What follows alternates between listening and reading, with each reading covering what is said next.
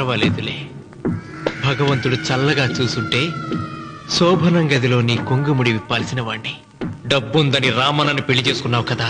భిక్షపతి, నేను వదిన్ని. కళ్ళు పోతాయా? పోనీ, నిన్ను అనుభవించాక కళ్ళేమిటి? ప్రాణం పోయినా పర్వాలేదు. ఏంట్రా, ఏం చేస్తున్నావు ఇక్కడ? ఏం లేదు నాన్న, పాలేమన్నా ఉంటే ఒక బిందెడివ్వు, నేను కూడా శివలింగం మీద పోస్తాను అంటే నోర్మి అంటుంది. మూసా పోస్తాను వదినా. ఏమా, వాడేమన్నా వాగాడా?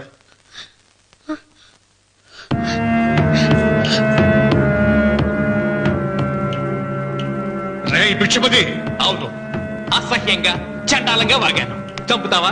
చంపు. మీ తాత ముత్తాతలు జంతువులు చంపితే నువ్వు నన్ను చంపు. చంపి నా తల కూడా గుమ్మానికి వేలాడగట్టు. ఇదిగో, పుట్టినప్పటి నుంచి సీత నా భార్య అనుకున్నాను, ఆరాధించాను. నేను తాగుబోతుని, తిరుగుబోతుని, లపుట్టు వేదవునని చెప్పి ఆ సీతకు రామన్న చౌదరి గారికి దగ్గరుండి పెళ్లి జరిపించావు కదా.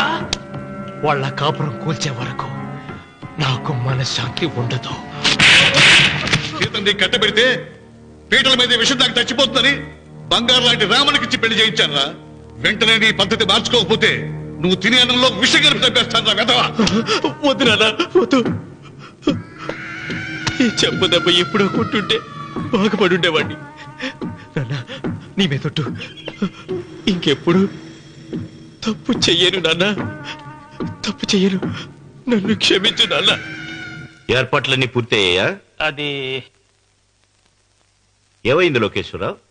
50 జంటలు నమోదు చేయించుకున్నారండి. అందులో 30 జంటలకి దానం చేయడానికి మాత్రమే మన దగ్గర భూమి మిగిలి ఉంది. మరి మిగతా 40 ఎకరాలు అంటే మన పొలమంతా? ఈవేళ బాబు గారు, ఎన్ని సంవత్సరాల నుంచి దానం చేసుకుంటూ వస్తున్నారు. కొండలైనా కరిగిపోవలసిందే కదా. మరి ఇన్నాళ్ళు నాకెందుకు చెప్పలేదు? మీరు పుణ్యకార్యం చేస్తున్నారు, మిమ్మల్ని ఇబ్బంది పెట్టడం ఎందుకని. రామన్న పేరుతో 2000 ఎకరాలు ఉండాలిగా, అందులోంచి రాసేవండి. అందులో మిగిలిన 60 ఎకరాలే ఇప్పుడు రాశానండి. ఆయన పేరు మీద గజం భూమి కూడా మిగలలేదు. రేపు శుభకార్యం ఆకూడదయ్యా. నూతన దంపతులు నా ఇంటి దగ్గర నుంచి నిరాశగా తిరిగి వెళ్ళకూడదు. నాతోరా జగన్నాథం. అన్నయ్య, నువ్వు ఈ సాయం చేస్తే నా పరువు కాపాడిన వాడి అవుతావు. 40 ఎకరాలే కాదు, నా యావదాస్తి మొత్తం నాకు ఇస్తాను, నా ప్రాణాలను ఇస్తాను. లోకేశ్వరరావు, అయ్యా కాగితాలు.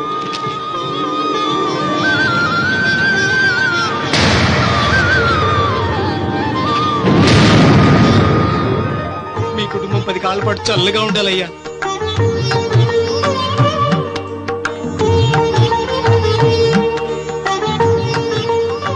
నీ పొలం వాయన దానం చేస్తాడు, పేరు తెచ్చుకుంటాడు. ఇంకా నీకే మిగులుతాది, డబ్బు లేచిపోతావు. తొందర పడకు, చూస్తావుగా. ఒరే రావుడు, ఈ భోజనాల కార్యక్రమం చూస్తుంటే నాకు తిరుపతి దేవస్థానం గుర్తుకొస్తోందిరా. నువ్వైనా చెప్పచ్చు కదా మీ నాన్నకి, ఈ దానాలకు అంతే లేదా? ఎదుటివాడికి ఇంత పెట్టడంలో ఆయన ఆత్మసంతృప్తి పొందుతున్నారు. ఆ పుణ్యమే ఆయన నిండు నూరేడు బతికిస్తుంది. నువ్వు అన్నం వచ్చి ఇదంతా నీ పుణ్యమేరా. అంత మాటలు కదయ్య. హర హర మహదేవ్ శంభో శంకర. ఓం నమః. పెదనాన్న. ఏం బాబు? పెదనాన్న, నాన్న. ఏమిట్రా? నాన్న నోరు. ఏమిటో చెప్పరా.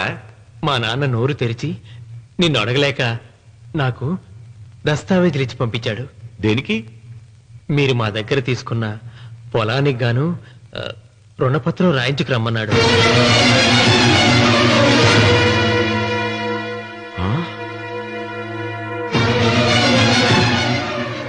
నా తమ్ముడు రుణపత్రం అడిగాడు. అయ్యో, సంతకం.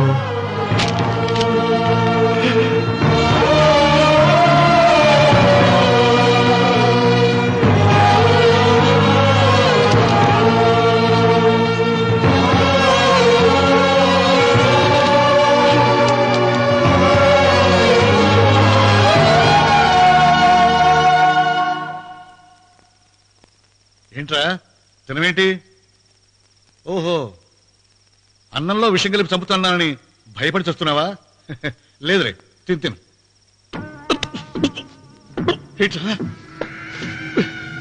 నాకేమైంది? నువ్వు అన్నంలో విషం కలిపి నన్ను చంపుతానన్నావు కదా, ఆ పాపం నీకెందుకు అంటగట్టాలి అని నేనే నా అన్నంలో విషం కలుపుకున్నాను నాన్న. పొరపాటుగా పళ్ళాలు మారాయి. నాన్న ఎలాగో చచ్చిపోతున్నావు కదా, నీకు రహస్యం చెప్పనా? ఇంతకు ముందే మీ అన్నయ్య చేత దొంగ దస్తావేజీల మీద సంతకం పెట్టించుకున్నా. వాళ్ళని వీధిలోకి తీసుకొస్తా.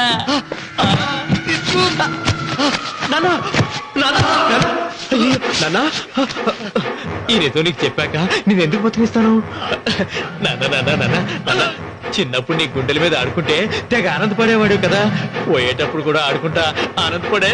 చల్ చల్ గుర్రం చలాకి గుర్రం, చల్ చల్ గుర్రం చలాకి గుర్రం, చల్ చల్ గుర్రం చలాకి గుర్రం, చల్ చల్.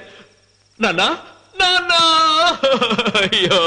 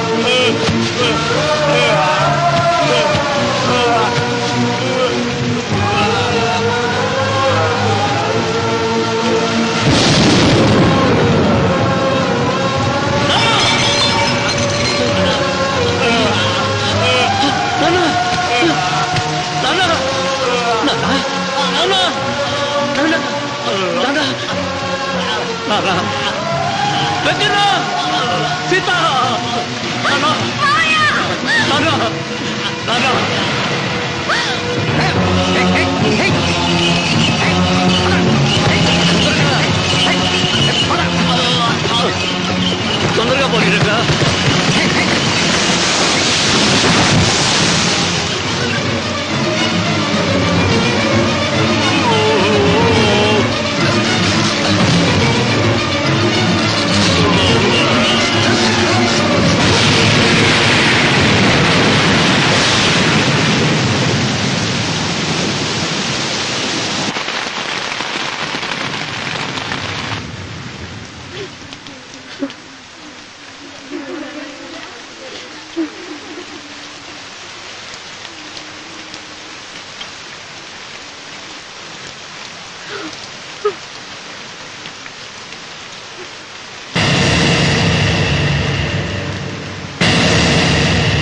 అందరికీ నమస్కారం. ఇది మా పెదనాన్న సంతకం పెట్టిన దస్తావేజు. అక్కడ మా నాన్న లేడు, ఇక్కడ మా పెదనాన్న లేడు.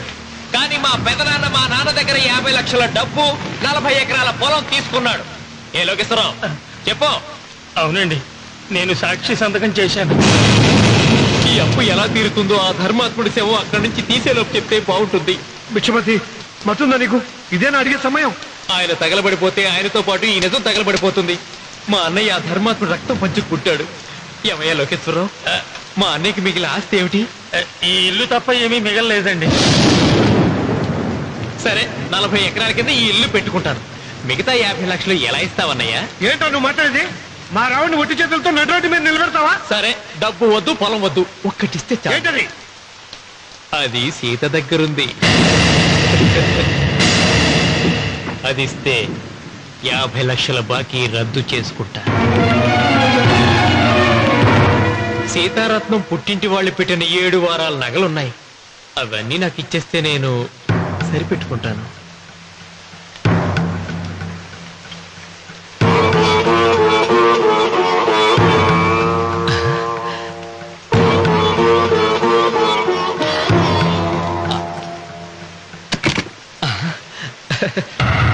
అదేమిటి, నీ మెళ్ళ ఉన్న మంగళసూత్రం బంగారం కదా, అది కూడా తీసిపెట్టు. అన్నయ్య తీసేమని చెప్పు. నువ్వు కట్టాల్సిన తాడు మా రావుడు కట్టాలని ఖచ్చితంగా కదా ఈ పని చేస్తున్నావు. తప్పు మాట్లాడుతున్నావు శాస్త్రి. నాకు ఆ తాళి అక్కర్లేదు, ఆ 50 లక్షలు కట్టమను. మీకందరికీ చేతులెత్తి మొక్కుతున్నారు. ఒక ఐదు ఇల్లాలు 5వ తరాన్ని కాపాడండి. మీకోసం తన సర్వస్వాన్ని మీకు దానం చేసి కొడుకును ఒట్టి చేతులతో నిలబెట్టాడు మా శివరామకృష్ణ గారు. మీరందరూ ఇంటి మూలంగా లాభం పొందిన వారే. ఆ ఇల్లాను మంగళసూత్రం తీయకుండా కాపాడండి. దయచేసి మీరు కొంచెం సహాయం చేయండి. భక్తులు నీకేమైనా సిగ్గుండదా? కడుపుకు అన్నం తింటాడావా, గడ్డి తింటాడావా? దానం ఇచ్చినట్టుది తిరిగి పీక్కుంటావా? నీ అమ్మాల కరుగాల పెట్ట ఊరికేనే ఇచ్చాడా? పుణ్యం కోసం ఇచ్చాడు. సత్యాక తిరిగి ఇవ్వమంటే ఎలాగండి? ఎవడు దానం చేయమన్నాడండి? ఒళ్ళు కొవ్వెక్కి దానం చేశాడు. అన్నం పెట్టి తిన్నది కక్కమంటే ఎలాగండి? సోము తమ్ముడిది సోకేవా అన్నగారు అనుభవించారన్నమాట. ఏమైనా నిలబడి చూస్తాడారు సిగ్గు లేకుండా. ఈయనే ఉంటే మన గుండె అని విక్కుంటారు, మనం వచ్చే పట్టుకొని అడుగు తినాలి. ఏం చూస్తాడే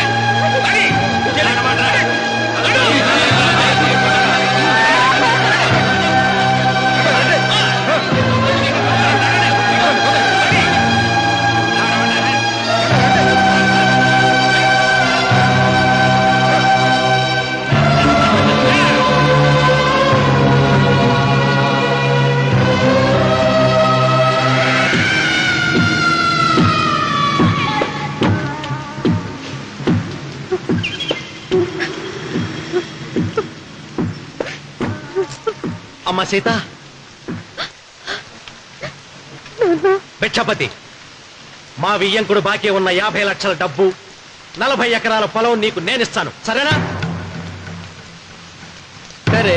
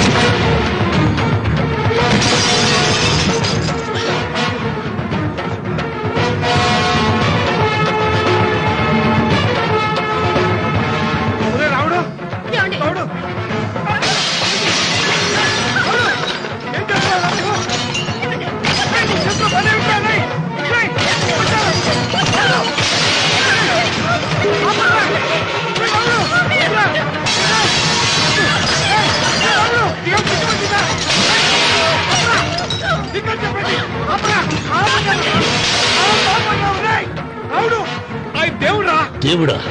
ఆయన దేవుడే అయితే 24 గంటలు శివ పూజ చేస్తూ దాన ధర్మాలు చేసిన మా నాన్నకు దిక్కులకి సౌనిస్తాడా? దేవుడి పట్ల అపచారం చేయటం మహాపాపం. దేవుడిని ఎన్నాడు మనం చేసుకునే ఆత్మద్రోహం. అసలు దేవుడే లేడు.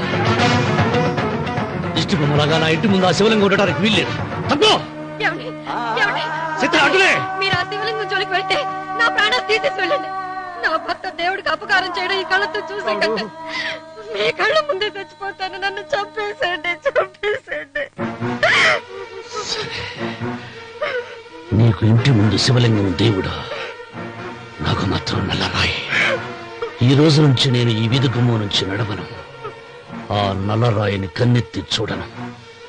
ఆ పెరటి గుమ్మమే నాకు వీధి గుమ్మం. ఇది అంగీకరిస్తుంది. నువ్వు నమ్ముతున్న దిష్టి బొమ్మ కోసం కాదా, నీ కోసం. లక్ష్మి వచ్చింది. ఇంకా సీతారాముడు. భిక్షపతి గారు తీసుకున్నది 40 ఎకరాలని, మిగతాదంతా కుట్ర అని, ఆ కుట్రలో నాకు భాగస్వామ్యం ఉందని రామన్న గారికి తెలిస్తే నన్ను చంపేస్తారండి. డబ్బు చూసేసరికి ఆశ పుట్టిందా? ఇదిగో ఈ సంగతి ఎవరికైనా చెప్పావో కోసేస్తా. భిక్షపతి, నువ్వు నాశనం అయిపోతావురా, నాశనం అయిపోతావు.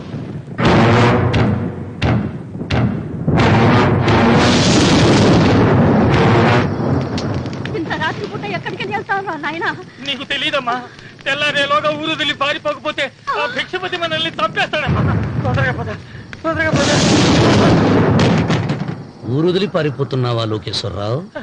అది నాకంతా తెలుసు. అయ్యా అయ్యా అయ్యా, మీకు ద్రోహం చేశాను, నన్ను క్షమించండి అయ్యా. నేను క్షమిస్తా, మరి భిక్షపతి వదలొద్దు. నీకు ఉపాయం చెబుతా. అన్వర్, నీ ప్రాణాలకు భిక్షపతి మూలంగా ప్రమాదం ఉందని నీ చేతులతో నువ్వే రాసు. నేను కాపాడతాను. దాన్ని జాగ్రత్తగా మడిచి నీ జేబులో పెట్టుకో. అర్థం కాలేదా? నీ ప్రాణాలను ఆ చేతుల్లో పెట్టావుగా.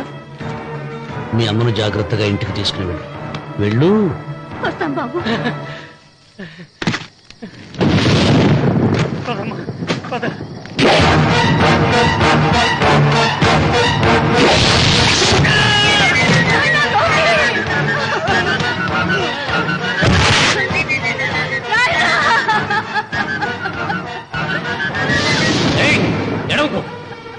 ఎడవకో. కన్నీళ్లు పెట్టేంత గొప్ప చరిత్ర కలిగిన వాడు కాదే నీ కొడుకు. అన్నం పెట్టిన మా నాన్న చావు కారణమైన వాడు. నీ కొడుకును భిక్షపతి చంపాడని పోలీసులకు చెప్పాలి. అప్పుడే బ్రతికినంత కాలం నీకు నీ మనవరాలకి ప్రాణభిక్ష పెడతా. లేకపోతే అన్వర్, అయ్యా, వీడి శవాన్ని తీసుకెళ్లి భిక్షపతి ఇంటి ముందు పడే.